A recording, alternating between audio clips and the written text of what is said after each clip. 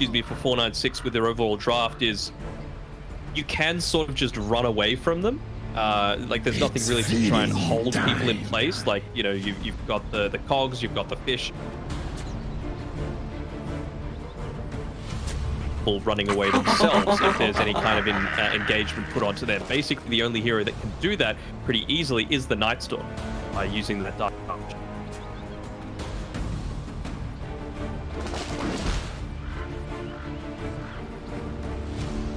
Somewhat optimistic about 496's draft. I think the way that they'll need to play it, I think Leshrac still needs to have a very good game overall, and I feel like he needs to use the Requiem of Souls. It's hard, right? Because in the early game, you are the damage dealer for your team. Everything is on the back of Leshrac with a little bit given over to Policy. But outside of that, the damage is not going to be coming, especially if you've got this PA going into the Battle Fury. She needs to farm. Like, yes, you could join into a team fight and do a little bit of damage, but for the first 20 minutes, let's say, it's going to be heavily based around Leshrac. So you're kind of in two minds, where you want to be using the Requiem to save your own backline when the Nightstalker dives, but you need it to deal the damage that you need to win the team fights as well. So I feel like the Galaxy are going to play quite a passive game, and if they're able to get to that 20-minute mark without having lost too much, I think they're going to be feeling pretty confident. So do you think that Leshrac will get away from maybe not going the magic build and snowballing potentially, or getting active early? Because it looks like he's got Dragonlance queued up. So do you like this itemization that we're seeing from the Shadow Fiend? I do, because the magic damage build doesn't help you take towers, right? It also means that you're going to be a lot tankier, so that you can kind of stand and fight in a few of these earlier engagements. So I definitely feel like this is the right build to go. It does seem like, I mean, the Leshrac is going to struggle early against the Razors. This is more than likely we'll see Silone go for like a 2-0-2 build. Whenever you're not against a melee hero, you put a little bit more emphasis on your Lightning Storm, just to help with your harass and your CS potential. But it definitely needs to have the Edict kind of starting to put some more emphasis in it once he hits around, you know, level 5 and so on afterwards. Denied. But I do like, again, though, that they put the Grimstroke with the PA down bot. I was worried that, because I think from either side, like the Nightstalker's not the strongest laner at all. So if you had PA Clockwork, then I feel like Red would have just gotten so much out of the first 5 minutes. And you don't want that versus Nightstalker. Like if he gets away with his weakest stage in the game, then it can set him up perfectly for a snowballing effect. And I think we both agree that this game is going to be pretty reliant on Red. Yeah, entirely. Like the only way that you're going to get in onto these backlines is with Red, and I feel like a big part of this game for him is not only nullifying the effect of the supports, but also somewhat dealing with Mizu as well, so that he doesn't have what felt like a free game for him in game number 1. Mizu just wanting to dodge this lane altogether. Ogre Magi, such a strong hero, I feel, in these days. Ignite is slept on massively by a lot of players. The amount of damage that you can dish out, even as a position 5, is insane. I mean, this looks like a Veil build, right? Yep. This is an incredible Veil game. Snap, Lesh, even the Nightstalker, I suppose, with the Void. Yes, I mean, if a hero can get that farm, it just, like, another thing we didn't really mention in the draft is that I have a little bit more amplification and steroids as First Blood for inYourdreaM picked up down bottom. What's to advantage? I mean, I wasn't expecting that though. Like I blame you too. It's on your fault. Right? I was about to say the PA isn't like an insane laner. You know, you've got to go down mid as well. I got that one. It's all good. It's all good. Silone, that's a big kill to find. 1-1-2. Like maybe Lightning Storm catching up with a Split Earth, but I wasn't expecting that kill as well. Probably not. And well, I think he was looking to maybe try and go steal the bounty rune, but inYourdreaM, he's patrolling around the area, making sure to build up a few stacks for the Shadow Fiend. Obviously, even though stacks not quite as strong as they used to be, it does feel like that's the sort of meta that the Galaxy dive in. They're definitely a team that likes to play the macro game. Just as many stacks as possible, but you're trying to really ramp up your cores farm as best as you possibly can. Side lanes are taking a lot of damage in inYourdreaM. Very low. Do you think about diving? Big creep wave. Maybe it might have been worth just using the Void, not actually right-clicking at all, just to get rid of the the healing salve, but it's range, so I can understand why he didn't do it. Again, the fact that they were able to... I mean, honestly, the Snapfire dying on the bottom side isn't even the worst. It means that Red was able to get a little bit more of that solo experience, considering they'd used a lot of resources to kill the Snap. Giving up first blood, never good, but at least what I feel is like your early to mid-game win condition is having his experience secured. Radiant's courier has been killed. Does seem though like it's a very different game here for SPAWN.496. Looks like you've secured Ghost Lane, like you were bringing up earlier, just the fact that Mizu kind of has to play off the back end as we saw, but even down bot, I mean, Red, he's only got 15 last hits, so you'll see he's still kind of struggling in that regard. He's still a little bit ahead of the Earthshaker at least, right? Like, he's had to try so many of these little creep manipulation plays on Mizu. Some have worked out, some haven't. A little bit odd that he's been the one going for it though, when you've got YoCam here in the lane. Clockwork, very speedy base movement speed, and he's going into the early Tranquil Boots, or he finished them up actually. He's able to manipulate this quite easily. But in the meantime, Ohio, he's not wasting his time. He's spending it making sure that he's building up a few stacks for his Leshrac as well. Really, it's the race between Alacrity and Zillern to see who is going to be that presence that their team can look to rally around at the, let's say, the 10 or so minute mark. The 2 points in the Diabolic Edict right now, so nothing really enough to do too much damage to this mid tower, even if Zillern was able to push it in quite heavily. I think this is the big time though for 496. Like, seeing how much they can get out of the first night time is Red, in fact, is getting brought down as inYourdreaM and Polished. And inYourdreaM's a very high level at the moment, already up to 5. This lane, 27 last hits, 2 kills, is having a really, really solid start to this game. Kami-sama doing a very good job here on the bottom side of the map. One of his signature heroes for sure. Pick that one up. He might look to even try and deny a little bit more of that experience away, pulling the hard camp, might even get the stack off into the next wave. Yeah, just making Night Stalker's life even more difficult. Now that he's level 4 though. Got a bit of a battle going on. Leshrac and Zhao Bonbon. Nice cookie set up. I think the clock was just trying to scout out some jungle stacks and scouting out, trying to prioritize picking up the rune here for the Shadowfin. Was able to claim it, even just feeding the mangoes over his Zhao Bonbon over to his Leshrac. Obviously, just wanting to enable him as much as possible. Mizu goes down on the top side, and that's a big win considering you had 2 people rotating down towards this bottom side of the map. Got the nighttime advantage. Really good game sense coming through there from inYourdreaM. Actually, he just saw them underneath the water. It's nothing to do with game sense. I'm talking out my ass right now, but they are able to take away one of these bigger stacks. So Zillern still having a good time. Higher as well. I mean, you just see min-max to perfection, trying to put the support mid, get a little bit of experience, a little bit of gold in a lane where your position 2's kind of vacated the area.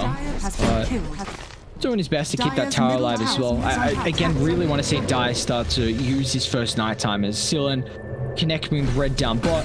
Phantom Assassin is a hero that cannot farm the jungle to rapid raid as with him coming up here.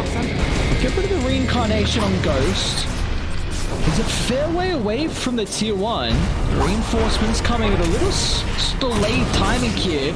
The cookie's enough to reposition Ghost to safety, but inYourdreaM, no, not gonna matter. It's Mizu a kill, getting the level 6, and that sets up for a beautiful Echo Slam as they find a second kill. But Red's now gonna show up to the party. He's got this Dark Ascension ready to rock and roll with the extra damage, but they still gotta be cautious because the Grimstroke combined with the Phantom Assassin is no joke of a combination. But Red, airwalking the moment, pushing Radiant further and further back. It's just Mizu again having such a big impact, right? The fact that you were able to get the kill on the Wraith King, plus force everyone that was taking this tier 1 tower to rotate towards the top side, is a big win, right? Like, I thought, okay, they're just going to go the 1-for-1 trade. It's not too big of a deal because at this stage of the game, you know, he's just going to respawn pretty quickly, but they don't even take this tower. And now something like a Clockwork is able to defend it a little. Try and make a bit of a play himself alongside Alacrity. Join him up together with the use of that haste rune. He's got his Requiem of Souls available as well. So maybe looking to try and set up here again around Mizu. that he's able to defend this tower as quickly as possible. I need the rest to die to connect down bottom as well. Again, they need these early conversions on the rack. towers. Gonna catch out Alacrity at the moment. Silen's not gonna connect as well, but Alacrity's gonna be cautious. He doesn't have time to charge up the Requiem. As a cookie, great position from Snapfire, sweeping on over from the western side. As now they'll surround the Clockwork. He's just gonna go for a straight heads up TP, but the stun's ready up and available once again as 496 to bring the whole crew down bottom, and the Goons find 3. That's exactly what they needed. Now they can transition that through into the tower. Got presence of mind. I don't know if that was an intended bait or not, because it was quite a clever movement, right? Like the Clockwork TP's away from the lane. He does it under vision so that they can see him doing it, and then smokes alongside the Shadow Fiend with the haste. You probably wouldn't expect the Clockwork to come all the way back. So maybe it was a case of 496 just being in the right place at the right time, but it's going to work out really nicely for him. Dire's top tower is under What are we attack. looking for Enigma Galaxy here on how they can make plays? Is it going to be really off the back of the Clockwork? Because again, it feels like Mizu hasn't had a game. His laning stage was not as sound as what we saw in game 1. But who's going to be the hero here to really enable the playmaking from Enigma Galaxy? Dire's top tower is under attack. I mean, it's going to have to be the Shadow Fiend, right? Like, again, Alacrity is so much is on his shoulders right now. He's died a couple of times, which is never ideal as a Shadow Fiend. You can really only get away with, I would say, these 2 deaths before like the 15-20 minute mark. Top lane, they're going to jump deep on Ogre. Once again, the rotation's starting to flock on out as the Phantom Assassin now That's a stuck deep behind dive. the tower. You cannot be giving up your life like this on a hero like the PA, someone who you can start to fall behind. This is the mid's pushing in though with the siege creep. Like this is exactly what Alacrity needs to do. He needs to try and be creating space in this fashion. Making the scan come through. Not a clip onto Zillone, but should still be fine here on Alacrity. See though, even with those couple of deaths, he's opened up a tiny little bit of a experience lead over him. I believe he just smoked as it turned into daytime, and they even had the Observer Ward there as well, so they know exactly the fact that they're looking to make this sort of play once more. Guy looks like they're setting up for it too. Yeah, they know that the Dark Ascension was used on the top side, so with red showing on the lane, try and make some sort of play through. Xiao Bonbon, good positioning though, gets the double stun off as well. Makes them think twice about going up onto that high ground. And this isn't exactly where inYourdreaM wants to be either, right? Like, you're just a PA. You can't really take this tower all that easily. The Blackstone's only going to be so effective. I feel like without Alacrity there to back you up, tower's going to stay alive pretty damn easily. Dire's top tower is under attack. Looking to backstab up top. Gonna run straight into Polison first.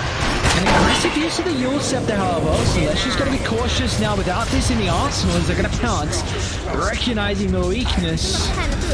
Sylvan is penalized for the heavy commitment here, and now this top tower should be open to claim.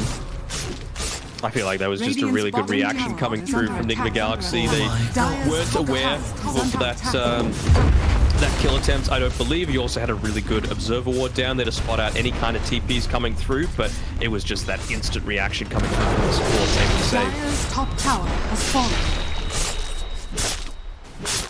This time around, like last time, we've got Yokam going into the rocket flare being maxed out. Just the 2 points in the battery assault. Again, I like it because you're up against the Snapfire. It's not easy to get that battery assault chained in onto people. So you may as well just look to try and maximize your damage, particularly against the Wraith King, when you can just spam out this rocket flare against these pesky skeletons and prevent a lot of this ghost push from coming into your side of the map. Dire's top tower is under attack.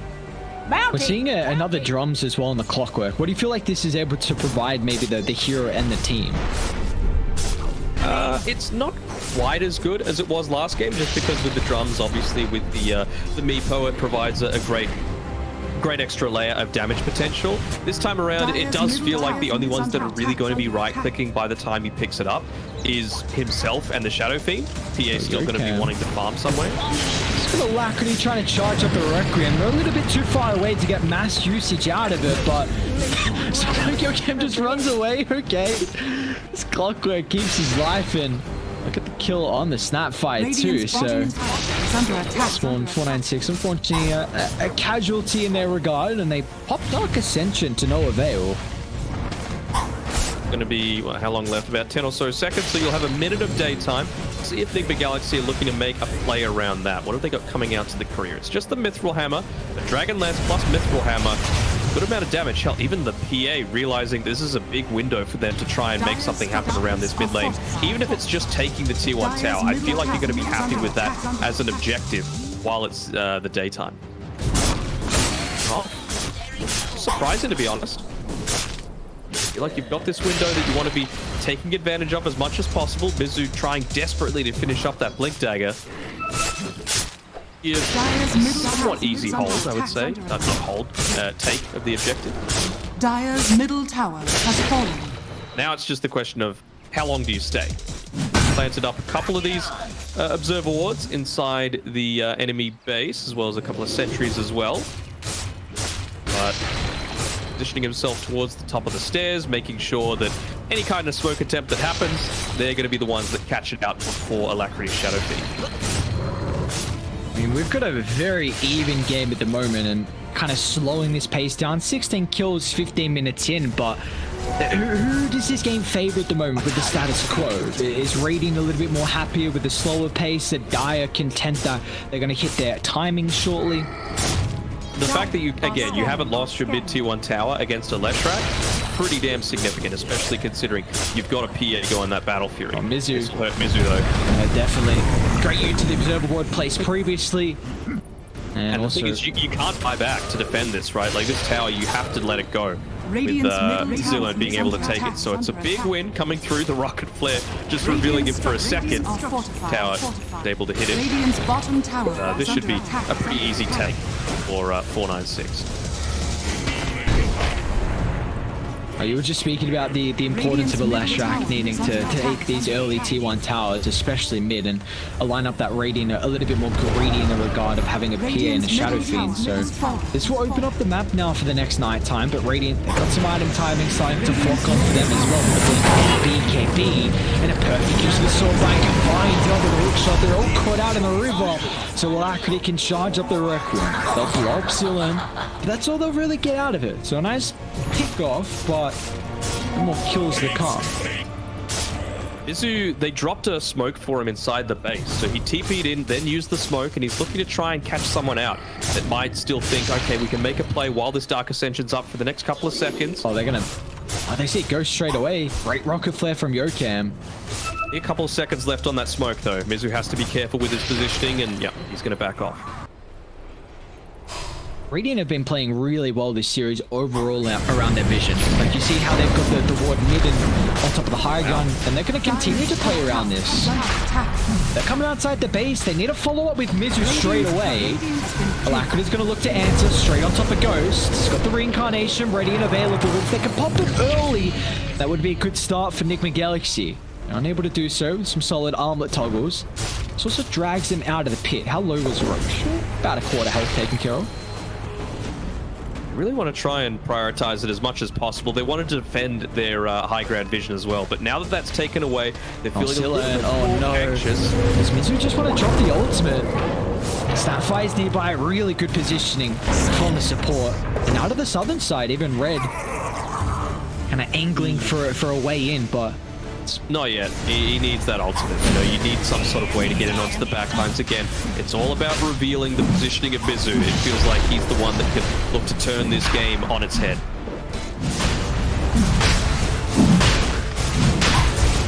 Again, Dark Ascension down for another 40. So how does the Night Stalker really get in the middle of the fight? Ghost is on the Vanguard, trying to lead charge in the river.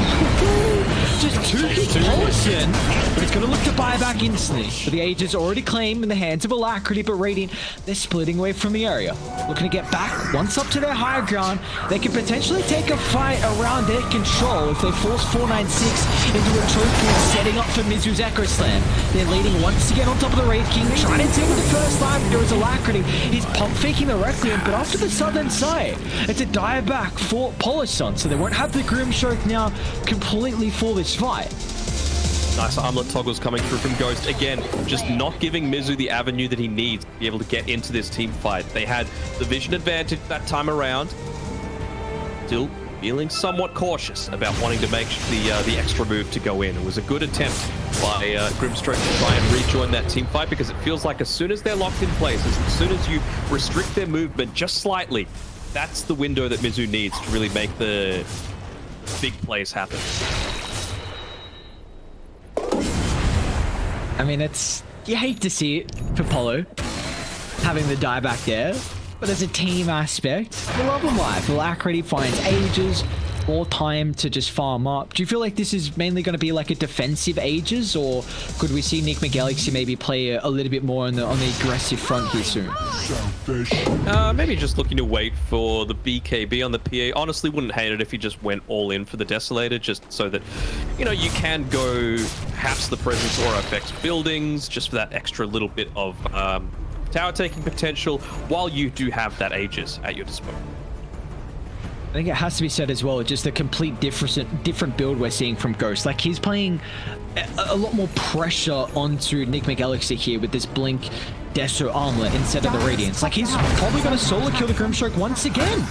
Yep. And this is just a completely different build. It's not this, you know, do nothing Radiance rush after the Armlet where you're just farming the jungle and farming for the first 22 minutes. Like, now Ghost is top of the net worth, which with items that can farm, but also items that can fight. It really gives you the best of both worlds. And push as well on top of that. Obviously, the Desolator not quite as good as it used to be when paired together with the Leshrac, because the Edict is pure damage instead of physical, but it just still provides so much to your team, especially when you can pop this army of skeletons. It means that the creep wave probably doesn't even die with this. It's just going to be the skeletons soaking up the majority of the damage. There we go. Active's still there. TP comes in from Shadow Fiend. Has to be careful. Oh, inYourdreaM. Just looking to pop Ghost at the moment. Alacrity as well joining the fray. That's early usages of the BKB, but it can set up your Alacrity's Requiem straight on round 2. As a blow up Ghost, the rest of SPAWN.496 retreat away from the area, but it's a costly death nonetheless. It is. I mean, I like the fact that they're going for that move, but you have to go for that move with your team around you, right? Like, you can't just make that easy engagement if the Snapfire's there laying out the Mortimer's Kisses on top of you, right? Like, you're not at this stage just yet where looking to heavy commit. I guess they did have the BKB, so that does give them that extra layer of safety that they were looking for. But I don't know. It feels like maybe you get the save off afterwards to be able to... Bon? You can jump. What are you doing up here, my guy? Just pull him down. Try and drag the kill into his hands. My guy's just being this Roman ward. Okay. The one nice thing as well for Radiant is that they definitely have ways to blow up Wraith King on the first life, and then second life you just charge up Requiem. Like, he did have Blink queued up. He's now going to the Silver's Edge. Just, oh, what a fission. Mizu instantly cuts the initiation into half, but Red's still able to close the distance. They're going to look to try and jump Alacrity, but once the BKBs are forced out for the Radiant cause, it's just going to force Dire back onto their side of the map as they can't stand their ground. But now that they've expired, they might try and find a different angle in. Jumps in. Still another hook shot from inYourdreaM as well on the mark, as they've got so much control. It's so difficult for Dire to find an avenue into these fights. Yeah. Oh, patient. He was just standing there in this Shadow Amulet. No, he isn't AFKing in the mid lane. He was just making sure he was completely out of any kind of vision. They had no detection right now, so they didn't know exactly where he was, and it just left them in two minds. You know, they didn't know how deep they could go. They didn't know if they were going to get punished by the Earthshaker, and hell, even if they were on top of him, they had no detection. Absolutely nothing. The only thing is on the Ogre Magi, and he doesn't want to be that deep on the front lines. Really seen the value out of this Veil of Discord either. I mean, I still think it's an insane item. Look at Mizu just dropping a solo echo. Why not? You know what he does? He's just like, okay, inYourdreaM, I'm gonna do all the damage. I'm gonna drop a big ultimate. I'm gonna just let you get the kill. You're my carry, Kami-sama all the way. Let me set you up for a beautiful game. He's top of the net worth now. Almost Desolator completed, and the damage is gonna start to ramp up as well, considering you've got max out presence of the Dark Lord, and almost level 20 as well for PA if she does want the armor corruption. So I'm gonna have to keep tabs on the armor as the game goes on. So even just gone for a little bit of a, I don't know if it was a kill attempt on Ohio on the top side. Very hard to kill an Ogre Magi. I actually just saw Ohio's build and he hasn't maxed out the Ignite. I'm not sure how big of a fan I am of that, especially if you go the Veil build. Like, it is nuts the amount of damage that you're able to do with Ignite. I was going to run straight into the Grimstrike, and once again the Soulbind is making his team fight really difficult for the Night Stalker to propel himself around. Just a quick 1-2 punch as Nick McGalaxy again. Out of nowhere, they bring the numbers, and now this little skirmish victory can be transitioned into another objective. And with Desolator freshly picked up as well. Didn't go for the presence of the Dark Lord affect towers, but like the Shadow Rays damage, you're totally happy with that, especially prior to some of these BKBs coming online. It's only Night Stalker that's even remotely close to having us picked up. Lesh has got it coming out. No, there we go. Lesh finished it on the courier, so maybe that opens up a bit of a window. Wouldn't hate them seeing, wouldn't hate to see them wait for Ghost's level 3 ultimate as well.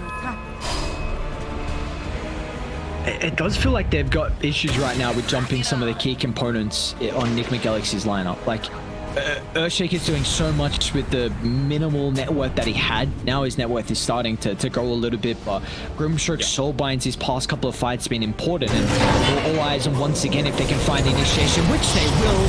And rips apart again. DD, couple of crits, you love to see it. Leshrac brought down to the grave. They'll kill off the Ogre too. I mean, it's just Nick McGalaxy Southeast Asia here in this mid-game.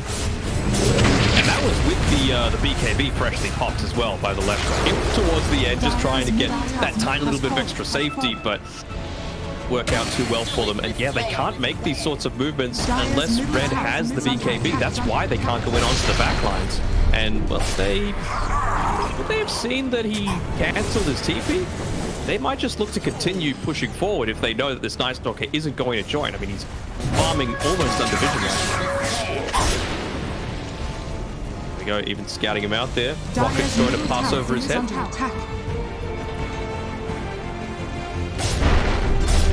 Maybe even rotate back a little bit here. Jokem going on a little bit of a hunt. Rocket Flare and inYourdreaM looking to back him up.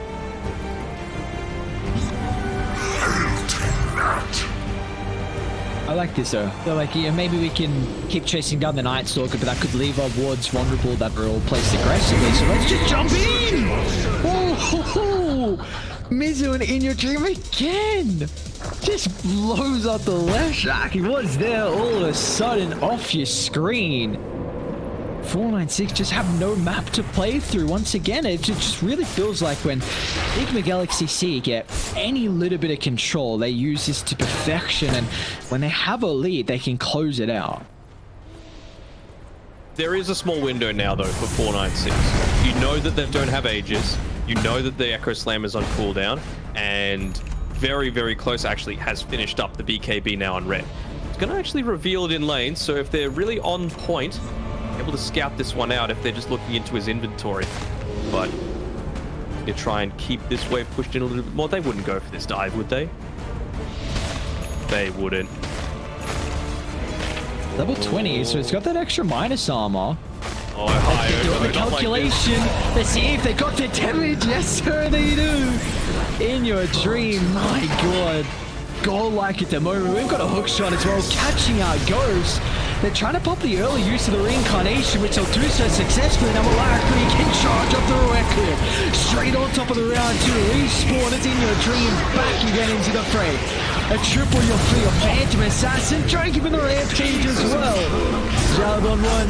He can scurry out to safety, but the rest of the team not as fortunate as the Phantom Assassin. He's going headhunting right now.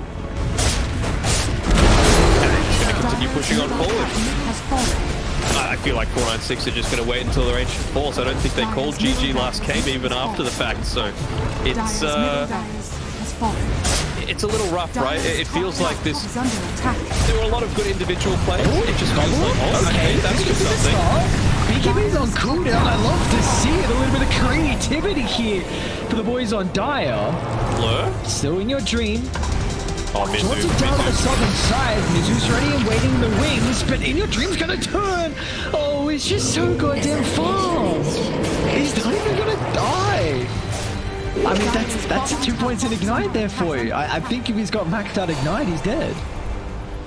there's no point in going for Veil from a purely like if you're gonna max Fire Blast. Like the damage ramp up that big.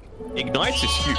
Like going from oh god, quick math. 180 damage to 400 damage from level 2 to level 4 is insane.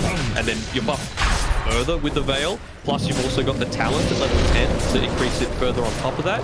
It's just way too much to deal with, especially when you're able to, you know, cast it multiple times in a team fight with the use of that multi-cast.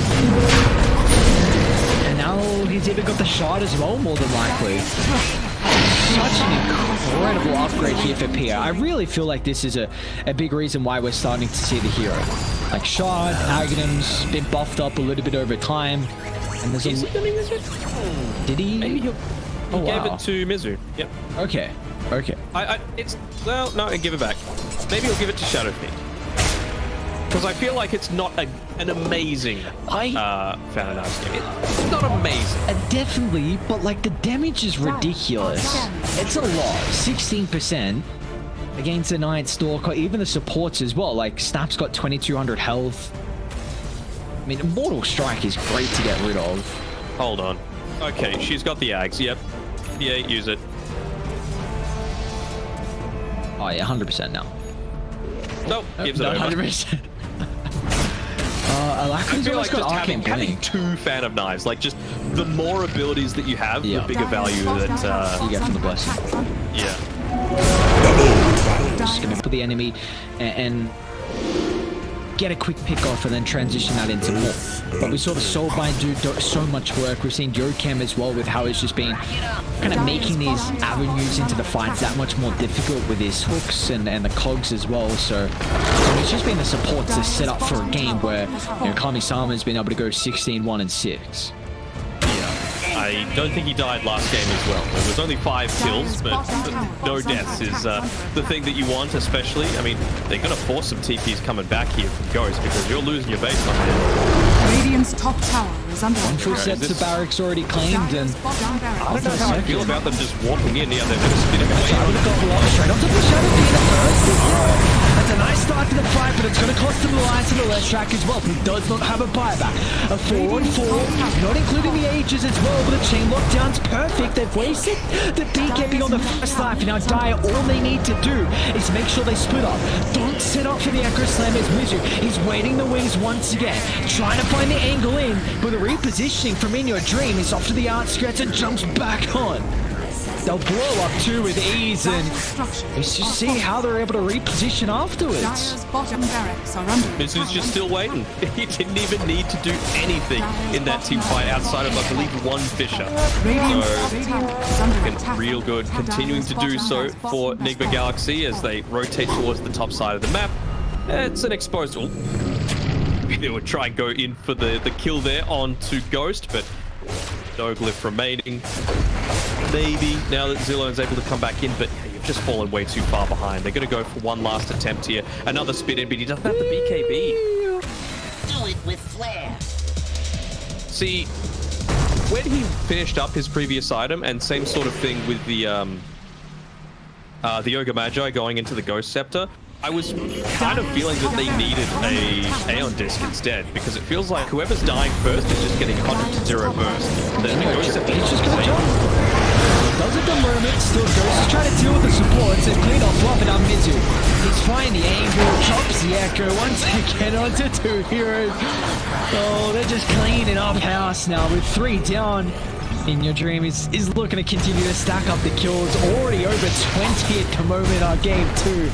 It's been set up so perfectly for an exceptional game as Nigma Galaxy see. What a way to start Division 2 off with a clean 2-0 victory over SPAWN.496.